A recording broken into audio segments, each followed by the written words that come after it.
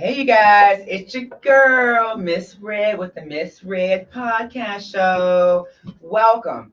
Okay, you guys see, I'm in studio today. Okay, so I don't have my sunglasses because we're not in the glam room.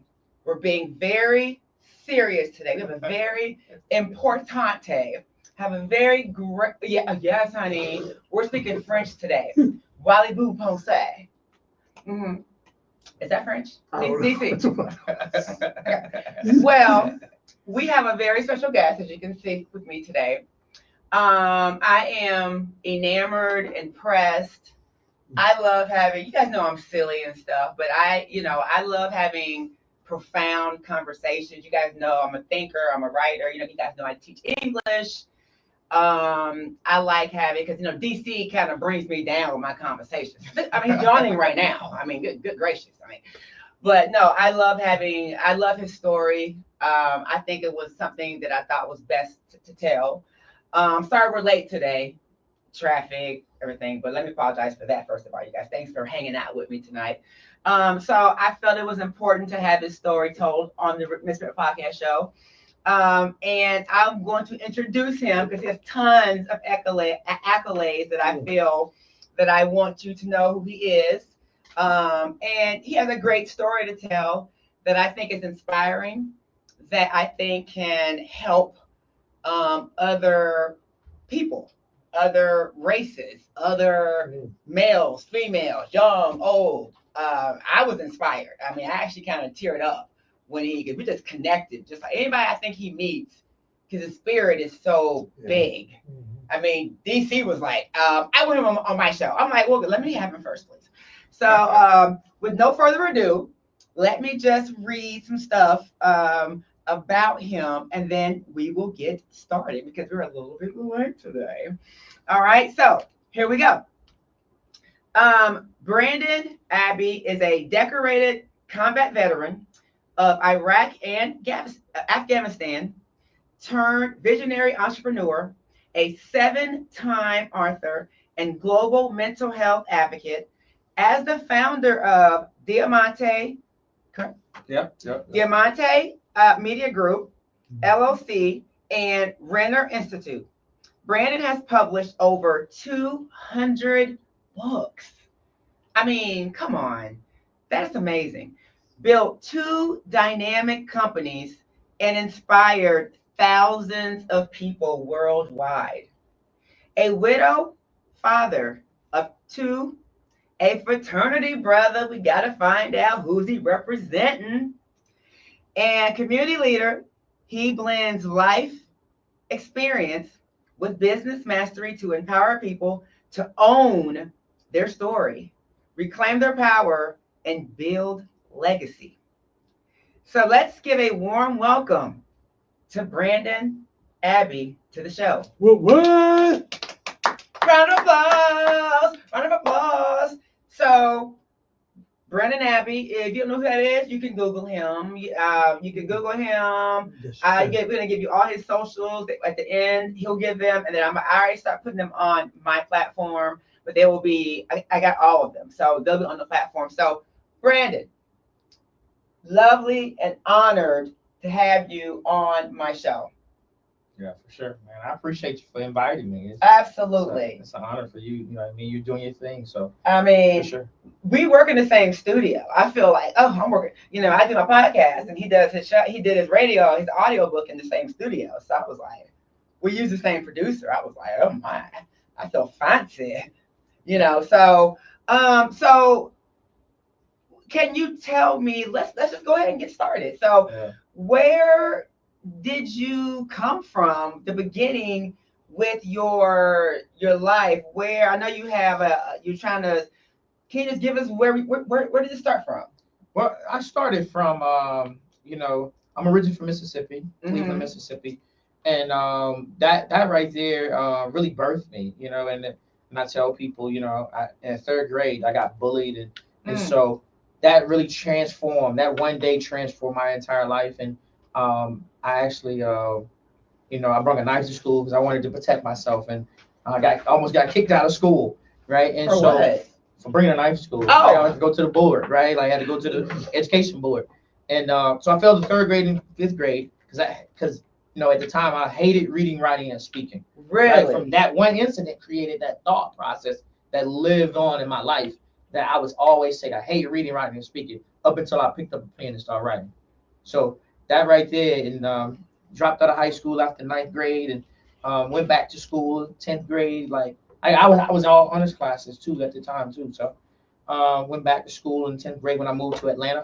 And from there, it was like, okay, within 3 years, within 5 years from that, going back to school, I was number one in Japan in the Air Force. So do y'all hear this? A person that goes from get bullied. Now, what are you getting bullied for?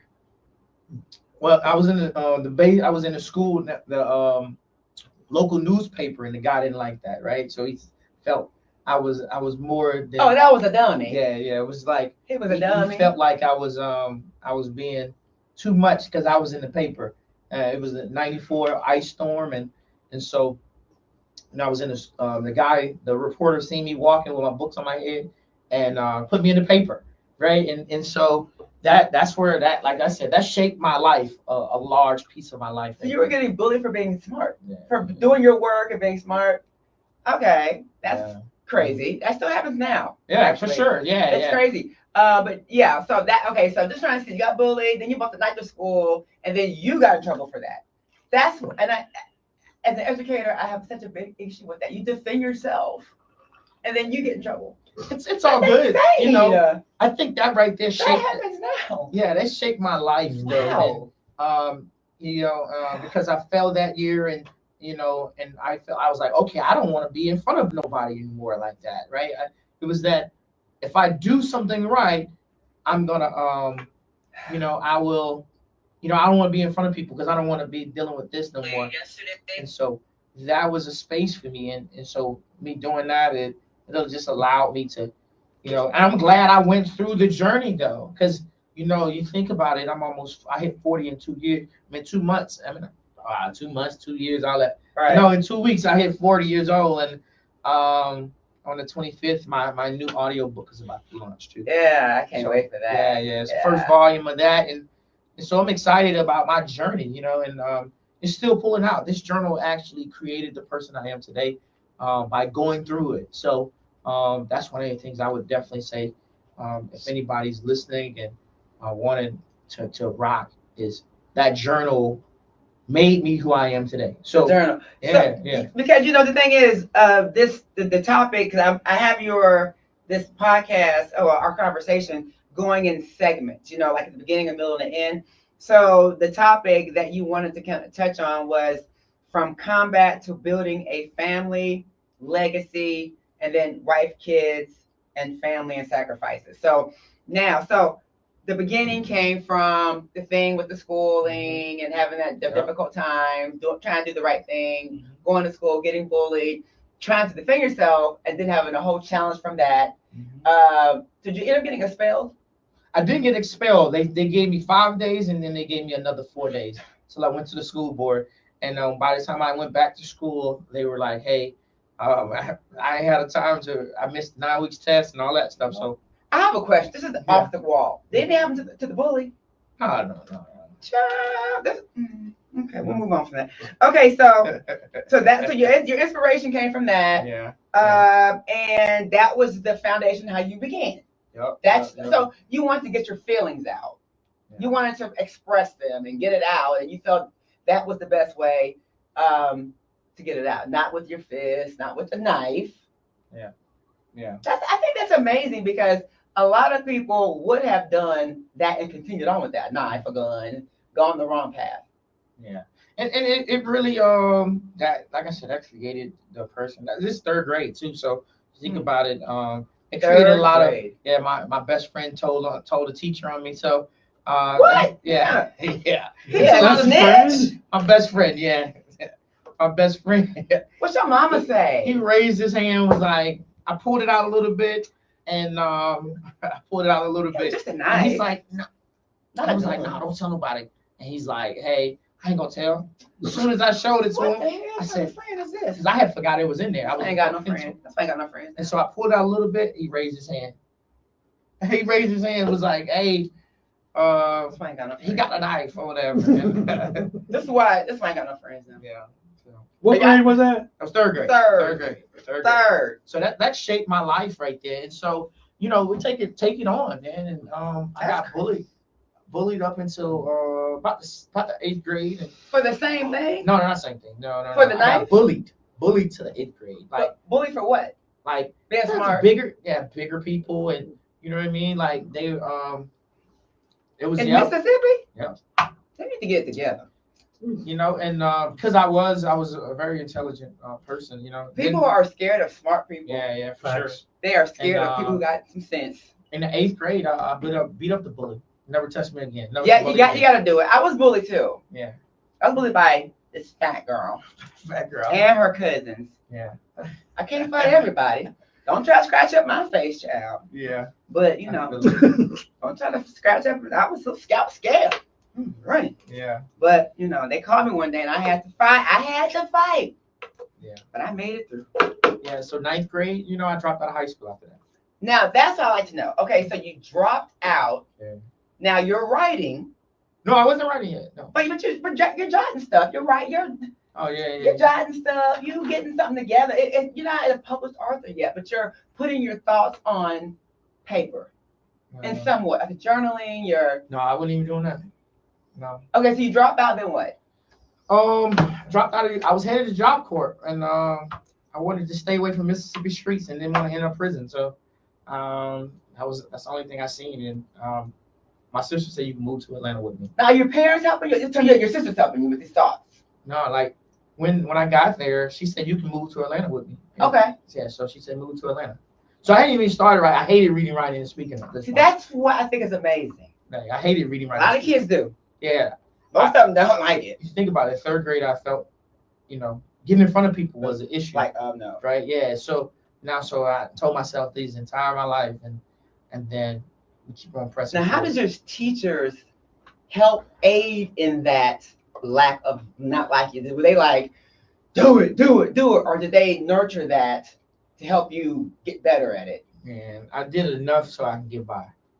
Okay, so they weren't like they were, you know, because most teachers are just like.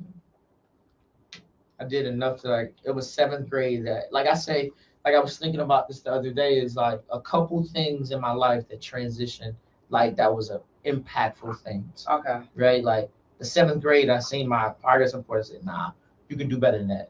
But you were in honors classes though, right? Yeah, that's when I became honors. Right, I came in 8th grade. I was in all with all the smart people then. Right, like that's a different. Like so I'm down here at the like but then I was like they put me in all these classes where. These guys that were making, you know what I mean, known for A's and B's, all A's. And so I was in all A classes at that point. I was like, dang, I'm in here. Like, what? I was just blessed with that. You know? So the dropping out in 9th grade came because? I was in 9th grade. I was in all honors classes as well. So the dropping out though? Because I was going to be 17. And so I'm 2 years behind in school. Right. And but just smart. And so for me at that point, it was like a challenge. No, it wasn't even a challenge. Like I was starting to get in the streets. I was starting to get in the streets, and so I had a dream. Right? I had like Marty. It has to be a little pressure too, because the thing is, you know, you're smart, but you're behind. You're around a bunch of smart people, so it's like, look, I'm smart like you. I'm behind, but I'm in the room with you guys. But I know, yeah, I get it. I see what you're saying. Yeah, the thing, you know, when you're smart. Around other smart people, your smartness. Now I'm the dumbest person in the room around a bunch of smart people. We all smart, but they're head smart. And I see what you're talking about. That makes a difference. Yeah. So my first girlfriend broke up with me in 9th grade. I was like, man, I'm gonna start going down this road. Dropped out of high school. I'm assuming she's also in the smart classes. No, she wasn't. Oh, okay. She was a couple years ahead. Okay. Yeah. So that again, these are all things building you. Building up, yeah. It's making you obviously say, you know what? I don't like this. I'm changing as a better person. Yep. Yes, you're evolving. I'm writing that down. Evolving. During all that time, what's your rock? Where are you driving your energy from? Man, I started working at the age of 4 years old. What's making you keep going? Like, I started working at the age of 4 years old, so I already knew what the work ethic looked like. You know, I started on roofs and construction and stuff at 4. 4 years old? 4 years old. Yeah. Who taught you that? Life. I get Hey, that. you At know, 4? learning something like Yeah. it's like A skill. yeah, I know that skill, but I don't want to do that skill though. Too hard. Yeah, Labor. nah, I just You want think with your mind. yeah, that's you go. There you go. Your right mind. there. It's all about this mind. Like how Your can we use mind. that? Yeah. Your mind. You want to keep that mind. Yeah. Your body can go. You can get hurt, whatever. But if you can lay in that bed and type or speak up and Absolutely. chat GPT now, you can speak something Right. into a computer and let it print it and Out of AI. yeah. You know what Your I mean? Like, your you can read a mind. whole book. Yeah, your mind. I want my mind to keep working. Mm-hmm. You know, but you keep working out and all that kind of stuff, but you want your mind to be working. So you would say you began writing at what? Where you're taking it serious? Taking it serious? That was out the military. Okay, so But that's in 2015. okay, so when you started writing to say, you know what, let me start putting stuff down, but before you got to the serious part. Like, cause I always had this thought of I don't like reading, writing, and speaking. I just don't like reading, writing, and speaking. And so I always had that thought process. And up until 2015, when I went to Afghanistan, went to Iraq, and I seen my wife writing. You told me that. Yeah, so I seen her writing. You know, she was writing on her 4th book at that time. Had dealt with some medical issues and stuff, and so I seen her writing. I was like, man, if she can do it, I can do it. So you're right. Right with the inspiration. Yeah, so I I seen that, and like I was telling DC, man, I was like, I told her, hey, I'm gonna write, and she's like, okay, cool. I said, I'm gonna write. And she said, all right, cool. And then the 3rd time I said that, she said, don't tell me about this no more until you do it. And I was like, what the hell is she talking to? What year did you get married? I got married in 2007, 19 days after first meeting her face to face. Oh my God, I love stories like that. I'm sorry, I'm back. You ain't back. I'm back. I You- want you don't even touch on a that. love story like that. No, 19 days after first meeting her, man. It was I want one she like rode with me through I was in Iraq. I did 10 months in Iraq. that. I want one like that. Yeah, I did 10 months in Iraq, so she rode with Ain't me. many of those out there. That's man. I'm telling you not. So- now. And she, you know what I And mean? thing is, he won't find anyone to probably fill those shoes either. Oh, I'm not looking for anybody to fill those shoes. Well, I mean, Um, you're not gonna find one to fill those shoes. That in your mind, and then the kids too. Yeah, it's gonna be hard, huh? yeah, you know. And these days, it's gonna be like, yeah, your kid's gonna be like this. Dad, no. Oops, No, I don't receive that energy. She's out there. I don't receive that energy. She's out there. No, that energy don't come over here. She's out there. You know what I mean? And so, just diving in and like I already had a bachelor's degree. I got my bachelor's degree in 3 years, 5 months. Okay. Right, on full military and all that stuff. So like school was not an issue. I didn't like school in school when I was in it. But then when I went back for the military and I was moving forward, pressing forward, it was like, man, I got to go to another rank. I got to go to another rank. I get to another rank. In a matter of 5 years and 6 years in the military, I did 4 tours and, MSG Volunteer of the Year. Like I won a lot of awards. Like I finished 2nd in the whole Pacific Air Forces. I was going to be in the Air Force Times. You know what I mean? 12 Outstanding Airmen of the Year. And being an example for your kids. Okay, first I gotta ask this: do your kids now like reading and writing? They're probably excelling and all that. Your babies. So Both their parents were like writers and all that stuff and excelled. they're really like my son. Like my son is an author. Okay, there you go. He's a 6-time author. Okay. Right? He's like 17, you said, right? Like 16. Yeah, okay. There you Yeah, go. How much and, baby girl? Thank you. Yeah, he'll be he's 16 in 11 days. Okay. Yeah. Oh, right around the end of the month. Okay. Yeah, she me and her gonna sit down. Me and her we gonna sit down and write this book. It's called Okay. Jumbo Fred and the Talking Oak Tree. Oh, and she's 6. Yeah, we're gonna sit down and write it. She gonna help me with that. That's Jumbo gonna be Fred and you. the Talking Oak Tree. Well, Right? Like if she was to do a diva book, we can write it together, honey. Tell her we can sit down and do a tea party book. a tea party.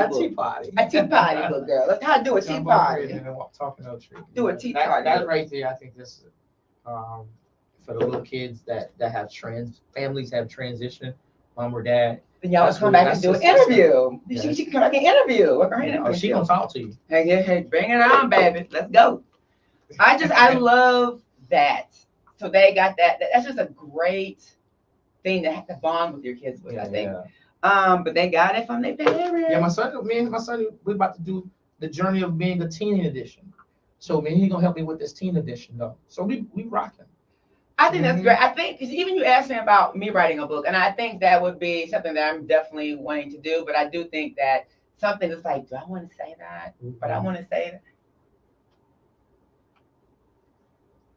Just do it. I am, because you know Like what? Nike, just do it. You know, Retire first. Yeah. Retire first. Seriously. I haven't done nothing bad. No, I'm just, But I agree with you though. yeah, retire first. What are you trying to say? Schools aren't very patient with employees. His girlfriend's a teacher. Mm. Or it's not. If you're a teacher, you want to do a talk all, you better retire. I'm not Corinne Steffens here. I haven't done nothing like that. But, you know, but I've been, no, the thing is, because I think he's saying because I'm an attractive person, but still. All right, it's about you today. So, all right, so now, got that 2015. You got married in 2007. You guys are trucking along. What's the career path?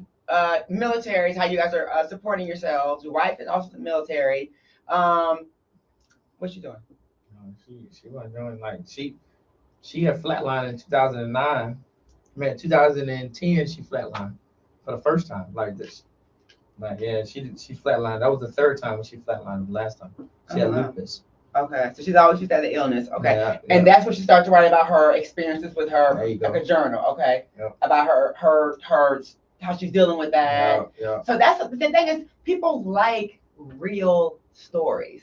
Those are very endearing. She wrote this book called Flatline 1 and Flatline 2, where she talked about her stories.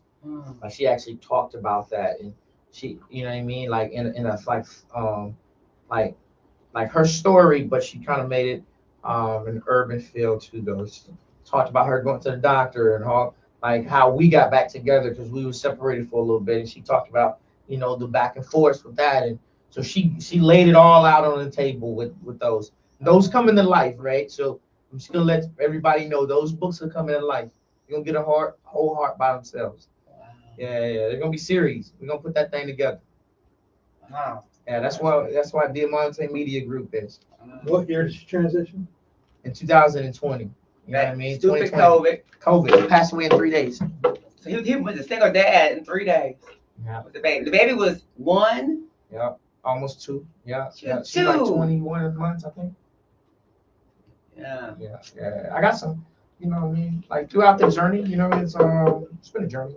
We here. She's daddy's girl, I'm sure. That's my little homie right there. Yeah, my daughter's your daddy's girl too. My daughter's 30 almost, but yeah, she's still daddy's girl, you know. All right, so let's move along and see how this growth and how the kids have been going. Let's keep it moving with the second part with the let's see, I'm on the wrong card. With the mental health and the healing from within. So let's kind of move on with, now you're at a point in your life where wife has had some issues going on. She began to journal. You see her putting hers into art, into writing. I mean, I feel writing is an art. Yeah. Because it's like music is an art. Mm-hmm. People feel like, oh, it's just a song. It's really not. These people are writing songs just like authors are writing books. Because I mean, your first writings were urban. Yeah. Correct. Before the recent one is the journal. The art of being is a journal, but your other 6 books were urban themed. Yeah. Meaning urban themed meaning. Urban thing meaning it was about just life experiences. People like dying. Like people getting shot at, people, you know, it's really having life experiences. And a lot of times we don't tell those. And, you know, so I had to go into a fiction mind with those, and it gave that feel to it, and it laid it all out, right? I took something from nothing and created something, right? Just like when we were creating this world. So I took this idea on the way to New York on ball ties, no registration, no insurance, and I took that. It was actually right around this time 10 years ago, right? So right around this time 10 years ago, I was doing such, and we published over 200 books over 5 years, And now I do less of publishing aspect of it. I do more of publishing my own stuff and getting that stuff. But I got a massive project I'm about to put to work and get a lot of be a force in nature and a disruptor in this world with.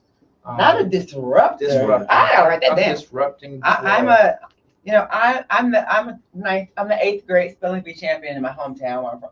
My daughter was like, "Mom, please stop saying that. It's the truth." Hey, let's go. That's what's up. Hey, something to do I'm high not. school. You're right. So hey, you did something. Eighth grade spelling champion. There you go. I don't know if I'm still am, but my daughter was like, "Mom, please stop saying that." Hey, I am. So, my spelling skills are great. CC, great. So I love the word. So you said you were what? What? The word you just said? Disruptor. Disruptive. Mm-hmm. Disruptor. Disruptor. You're a disruptor. You're not disruptive. In the positive sense. Right, because a disruptor is different. I like that. That's a positive and a negative word. You need to make sure you should have a pronoun in front of it. Mm-hmm. Let you know you're talking so about. I like that. A disruptor. I like that. Yeah. So so keep going. Yeah, so in this space now, like moving those 6 books, and I started that and just kept on putting them out, right? Like I put a book out, like the book. I felt what helped me after her transition, because I started writing the book while she was living. It was Path to the Throne too. So that was probably my best urban book. And so when I wrote that book, in 2019, I think, something like that. And then she was like, "You got to put this book out. You got to put this book out." And so it wasn't until 2022, like after her transition, and I was like, I got to heal, right? This is part of my healing. And when I couldn't do it. And I was like, man, when I locked in on it, man, it was game over. That was my best book. There's a prayer in there. So much beautiful, like gifted, like, man, I went to a whole different place with that. And fiction work, you think it's hard? So that brings me to the question, do you think it's harder to write fiction? Because you're making it all up.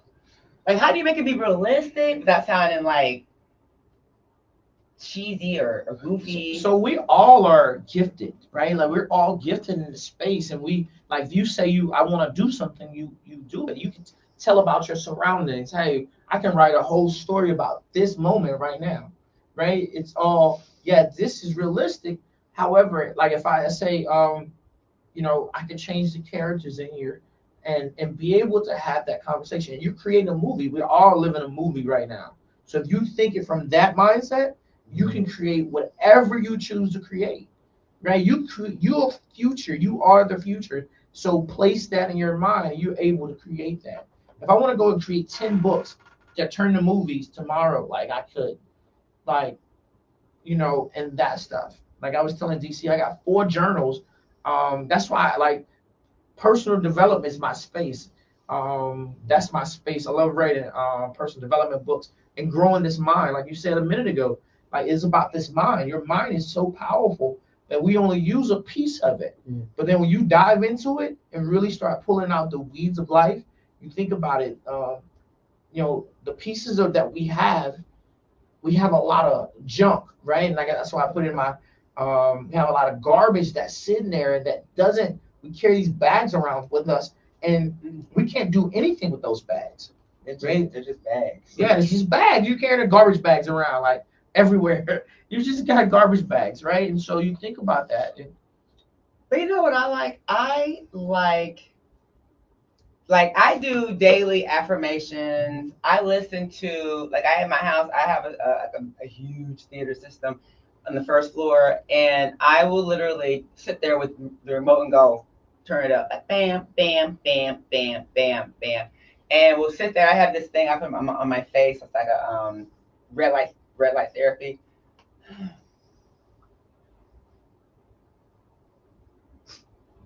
And just listen to it. I mean, he's giving, go after your dreams. Da, da, da. I mean, he is screaming. Now, that approach is probably not for everyone. Because you have like Tony Robbins who speaks, da, da, da, da. But it's this African guy. I forgot his name offhand, but he is screaming. Eric Thomas? Yeah. It is Eric E.T. Thomas, yeah. Oh, I love him. Yeah. Like his wife was sick and everything, But he said, I do it for whatever her name is. I do. For me, it just I like that, and it's just I just sit there and just. I love that. However, I think a lot of the times we just packing this stuff up. You just packing it, and eventually when you get to, that's why when you get to people that are made a lot of money and things of that nature, they go back and they they're unable to be at that space because they got all this stuff below it, right? They don't go to the roots of it, right? And that's one of the things is because we're about to kick this thing off. This is the journal right here. So it's called the Journey of Being. So diving into the Journey of Being, like I said, in 2 weeks, the audio book is gonna be out on all platforms, and like diving into that, going into that, and I read out a day. One of the days I love is day 5. Let me see a second. Day 5, right? Like day 5 is embracing the present moment. The present moment is the only moment available to us. Is the door to all moments, right? How often do I dwell on my past and worry about the future? What benefits come from focusing on the present moment? How can I bring my most meaningful mindfulness into the daily routines? What does being present feel like in my body? How does living in the present help me move forward from my past trauma? So, you know what I mean? And then you get to day 11, you know what I mean? We all self-sabotage ourselves. I love how you can write in there. Right. Make notes and journal. Like your biggest enemy is not your obstacle in your path. But it's the way you sabotage yourself. Oh, self-sabotage. Yeah, like we self-sabotage. Like, oh man, I'm gonna wait till later. You know you need to get it done. Procrastination. Right. I'm guilty of that. That's fear. But then I overdo it, and then I'm exhausted. You try to do it all at one time. And that's why. Why do we do that? Because you got stuff inside of you. You got to get to, like today, I dove into it. And diving into, that's why I was able to have this conversation with you, and like diving into, some of the things that even 30 years later from that incident, filling out like, okay, let's pull this. I just went through this thing called Landmark Forum, right? Landmark Forum Worldwide, and it absolutely impacted my life, and pulling out a lot of that stuff. And then, that's how I'm able to think at a not to say just from that, because I was already working on myself, but I just went through an advanced course. I'm about to go through another course as well. But it's pulling out these things that you want to do, and it wants to do you too. So let's connect, right? Like let's connect. Like what you thinking of in who you are. They want to connect, but you gotta get there. And this is one of the tools that helped me get there. Like since this, this thing's right here. Like I was talking to DC, like I'm using this journal right here. I'm in talks right now with the local sheriff department to be the master trainer to train female inmates. To train female employees so they can train female inmates on how they can never return there again, right? So they can be able to get to the root cause of this by running this 4-week program. So, and she's looking to put me on her board, right? On committee board. So that is what you're doing right here. So this right here, I'm looking for partners and people, like people that want to, take some things and like all the way around and really let's start elevating this right here. Because, like I was telling DC a little bit ago, I went through prolonged exposure treatment when I came out of the military. Like before I came out, for the last 6-7 months. Like PTSD? Yeah. PTSD? Yeah. So in the VA, like my first 2-3 years, they said, "Oh, you don't have PTSD." I was like, "What?" They don't. That's crazy. 4 tours. They don't care. I got 4 combat medals. They don't care. Right. So I hate that about that.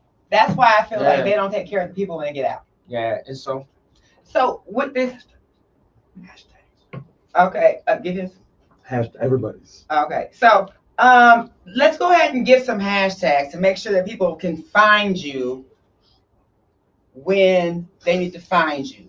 Okay, I'm gonna give your hashtags. I mean, do you have yours memorized or no? Yeah, man. Like I can give them the journey of being. The journey of being. That's one of the things is like that is massive. Let's rock that. The journey of being, because we're all on this journey of being, right? And mindset mastery. Mindset mastery. When you master this right here, game changer. right? And so 3WLR. So those are my values: wealth, wisdom, wellness, love, and respect.